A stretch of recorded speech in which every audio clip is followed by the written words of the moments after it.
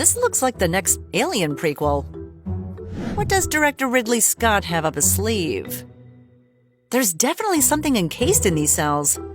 Is it a perfect killing machine with acid saliva just off the top of my head? All right, hold your blowtorch steady now. Steady, steady. All right, look out, it's coming. It's coming, look out. Oh, it's only a bee. Actually, it's a queen bee. And queen bees aren't the only ones with strange beginnings.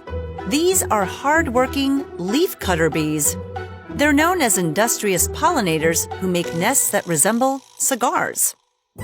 So, what are some more strange and exciting bee facts? By now, it's common knowledge that bees are crucial for our planet because of their role in pollination and, of course, in making tasty honey. There are over 20,000 kinds of bees. Bees pollinate many of the plants we eat. Without bees, there would be terrible food shortages, environmental chaos, and no honey to put in our tea. But there's even more to this flying insect. Leafcutter bees are important to farmers who grow alfalfa. The bees pollinate the alfalfa, which is a major source of high-quality protein for cows, goats, and sheep. They mostly stay out of people's way, and even if a person really deserves a nice big sting, a leafcutter bee's sting only hurts half as much as a honeybee sting. Leafcutter bees are so named because they cut circular pieces of leaves 12 millimeters in diameter and make cigar-like nests out of them. Sure, these bees are gentle, but it's probably a terrible idea to try to light these up and smoke them. I'm talking to you, teens. The nest contains cells, and in every cell is a ball of pollen and an egg. Every cell produces a single bee. Leafcutter bees make their nests inside wood, in plant stems, and in soil, as well as in man-made structures like buildings. Now, honeybees have a different kind of nest. Wild honeybees make hives in hollow trees or holes in rocks. The worker bees are able to convert the sugar from the honey into wax, which oozes out of their tiny pores and leaves flakes of wax on their abdomen. The workers chew this wax until it softens, then bond the wax into the cells of the honeycomb. The worker bees choose a large female to be the queen bee. Her purpose is to make a lot of baby bees. Queen bees are fed a special secretion by worker bees called royal jelly.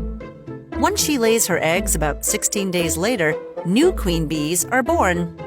Baby worker bees take about 21 days to gestate and then emerge. Drones, who mate with queen bees, are born last after 24 days in their cells. Want to know something wild?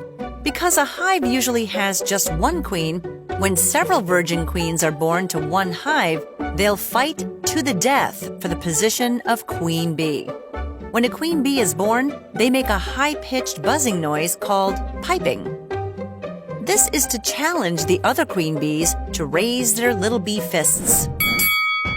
The piping queens find each other because the piping reveals their locations. Makes sense.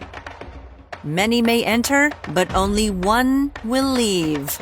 The winning queen is not satisfied with this carnage. After her win, she scurries around the hive, chewing the sides of any remaining cells with queens growing inside, then stinging and killing the pupae. Hey, nobody said that the queen bee is nice. So stay away from the queen bee.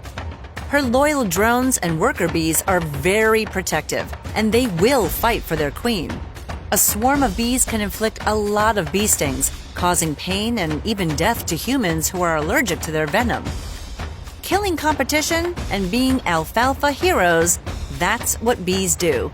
These small creatures are the heroes of our food chain and fierce fighters with villainous stings.